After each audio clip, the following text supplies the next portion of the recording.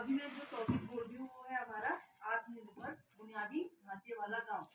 अब देखो इसी जो आत्मनिर्भर बुनियादी ढांचा है ना, इन्हीं तीन शब्दों से पूरा बयान हो जा रहा है कि हम कहा गया है अपने गाँव के लिए। आत्मनिर्भर से हम क्या समझते हैं? आत्मनिर्भर से हम ये समझते हैं कि भाई कोई ऐसा काम गाँव के लिए अंदर जो हम खुद के द्वारा कर सकते हैं। और उसके अंदर क्या क्या आता है? उद्योग, छोटे छोटे लघु उद्योग में क्या क्या आएगा? अचार बना सकते हैं। जैसे ऊपर शहरी एरिया के लोग हैं वो दन गिनते हैं। तो छोटी छोटी चीजें जो हम घर से स्टार्ट करते हैं ना, उससे हम आत्मनिर्भर अपने आप को बनाने के लिए कर सकते हैं। लेकिन अब दूसरा शब्द है बुनियाद, बुनियादी ढांचे वाला गाँव ना। तो बुनियाद से क्या अर्थ है? बुनियाद क्या होती है? बुनियाद एक फाउंडेशन है ना। अगर जो हम घर बना रहे हैं तो उसके नीचे भी हम फाउंडेशन डलवाते हैं कि अच्छी फाउंडेशन डलेगी तो हमारा मकान अच्छा रहेगा। पेड़ की क्या बुनियाद होती है जो पेड़ को टिकाए रखती है? क्या होती है बुनियाद उसकी? जड़ जितनी गहरी होगी पेड़ उतना मजबूत होगा। इन दो शब्दों से हम क्या समझते हैं? हमारे गांव को किस चीजों की जरूरत है? एक मजबूत जड़ की। अब वो उन चीजों के लिए हमें क्या क्या चीजें चाहिए? देखो अगर गाँव मेरा यहाँ है और उसके आसपास सड़क भी नहीं है, लाइट भी नहीं है, तो उस गांव में हम क्या सोच सकते हैं आगे के लिए? कुछ नहीं ना। तो हम उस गांव में हमें क्या क्या चीजें चाहिए अपने आसपास? हमें एक स्कूल चाहिए यहाँ पे। ये मैं गांव हूँ तो ये मेरा स्कूल है, ये मेरा एनएम सेंटर है, ये मेरा क्या क्या चाहिए बताओ?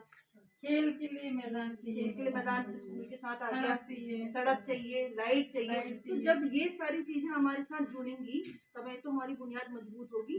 तो जैसे आपने सही बोला कि एक स्कूल हमें चाहिए, साथ में हमको एक क्रीड़ा स्थल भी चाहिए, साथ में एक पुस्तकालय। आप लोगों ने देखा होगा आजकल पिथौरागढ़ में बहुत पुस्तकालय बनते हैं और उसका हम रेंट पैसे देके बच्चे हमारे जा रहे हैं। कुछ कहीं कोई 800 ले रहा है, कोई 700 ले रहा है, सिर्फ इतना कि पढ़ना है पूरे दिन एक कमरे में बैठ के। तो क्या वो हमारा स्कूल में नहीं बन सकता वो पुस्तकालय? वो फ्री ऑफ कॉस्ट, जिसमें बच्चों को पैसा ना देना पड़े। क्योंकि पुस्तकालय का क्रेज भी बहुत है। पहले तो एक ही था, सब वहीं जाते थे। आप लोगों ने देखा भी रामला फील्ड के यहाँ पर था, सब वहीं जाते थे उसमें। लेकिन अब प्राइवेट बहुत सारे खुल गए हैं। तो हम ये चाहते हैं कि एक सरकार के द्वारा भी हमें ये सुविधा मिल जाए कि स्कूल के साथ हमारा क्रीड़ा स्थल हो। जो बच्चा पढ़ने में ज्यादा इंटरेस्टेड नहीं है, तो हर बच्चा तो एक जैसा नहीं बना सकते ना। हो सकता है कोई बच्चा हमारा खेल में निकल जाए। पिथौरागढ़ की एक लड़की थी जो अभी बॉक्सिंग में निकली, क्या उसके माँ बाप को गर्व हुआ होगा ना। अब वो ये मानसिकता लेके चलती है, यार ये तो लड़की है, यार इसको लड़कों जैसे गेम क्यों करा, ये मार धाड़ वाला गेम की क्या आवश्यकता है। लेकिन आजकल हम लोगों की मानसिकता इस चीज को लेके चेंज होने लगी कि भैया लड़का हो या लड़की, वो किसी भी गेम में आगे बढ़ सकता है। बैडमिंटन हो, क्रिकेट हो, क्रिकेट लड़कियों का क्रिकेट भी चलता है, आप लोगों ने देखा होगा ना। तो देखो कोई बच्चे हो सकता है वो लड़की है लेकिन उसकी ज्यादा जो इच्छा है या जिसमें वो ज्यादा इंटरेस्ट रखती है वो खेल हो सकता है वो खेल में अपना नाम करे। एक लड़की शीतल राज, आपने नाम सुना होगा। शीतल राज बहुत गरीब परिवार से लड़की है, सलमोड़ा में उसका घर है। बहुत गरीब परिवार से, उस पर मतलब उसने स्टार्टिंग करी ये छोटे छोटे जो ट्रेनिंग होती है ना माउंट पहाड़ों में चढ़ने वाली, इससे उसने स्टार्ट करी। उसको फिर जब वो प्रैक्टिस अच्छी हो गई, उसने फिर माउंट एवरेस्ट का भरा। माउंट एवरेस्ट जब जाता है ना इंसान, तो उसके लिए ये नहीं इतना आसान, बहुत पैसा चाहिए। पैसा चाहिए 25-26 लाख कम से कम उसके लिए चाहिए होता है। क्योंकि जो होता है ना, आधा पैसा तो वही ले लेते हैं जो आपका सामान रोकते हैं, उनको आदत होती है। तो उसमें चढ़ने के लिए उसकी इतनी इच्छा थी लेकिन पैसों की दिक्कत थी। जब ये देखा तो स्पॉन्सर करने वाले जो स्पॉन्सर से आपके पास खूब पैसा, तो आपने एक डोनेशन करा, तो लोगों ने डोनेशन करा उस लड़की को, सबने उसको ऊपर बढ़ाने के लिए कि जाए हमारे पिथौरागढ़ से। वो लड़की हमारा माउंट एवरेस्ट पार करके आई, वहाँ झंडा लहरा के आई इंडिया का। प्लस यहाँ आने के बाद उसे सरकारी नौकरी का ऑफर भी मिल गया। तो देखो ये लड़की वो किस तरह से बढ़ी। सिर्फ पढ़ाई से पढ़ती तो पता नहीं कब वो सरकारी जॉब में लगती, लेकिन उसने अलग तरीका अपना चुना। तो देखो कैसे कैसे बच्चे हमारे निकल रहे हैं। तो हर चीज की सुविधा हम चाह रहे कि भैया हमें हमारे गांव के आसपास मिल जाए, स्कूल भी मिल जाए, क्रीड़ा स्थल भी मिल जाए, प्लस जो पढ़ने वाले बच्चे उनके लिए पुस्तकालय भी मिल जाए, और वहाँ का शौचालय अच्छा हो, कि हर चीज की हमें दिक्कत किसी चीज की ना है ना। तो हमने वो क्या कर दिया, स्कूल को मजबूत कर दिया। पहले हमारा स्कूल मजबूत हो गया, हमारी ये चीजें जुड़ गई। अब हम गाँव को कैसे मजबूत करें? देखो अभी तुम बीमार हो जाओगी यहाँ पे, कहाँ ले जाना पड़ेगा इतनी दूर, पहले तो टैक्सी ढूंढेंगे हम, जी तब तो तुम्हारी आधे सांसें निकल जाएंगी, जी फिर तुम आधी सांसों में थोड़ा देर डिस्ट्रिक्ट हॉस्पिटल में बचोगे। तो हम चाहते कि गांव में एक जैसे अब हो सकता है तुम्हारा जाके पता चल रहा है यार सिर्फ गैस थी, उसके लिए तुम 200 रुपये का टिकट बुक करके आए, फिर तुम 1000 रुपये की दवा लेके आए। तो ये हम चाहते हैं कि भैया वहाँ पर एक एनएम सेंटर भी हो, जी जहाँ आपको छोटी मोटी दिक्कतों की दवाइयाँ मिल जाए, जो आपको कहीं दूर भागना ना पड़े। प्लस अब उसके बाद क्या आता है, सड़क।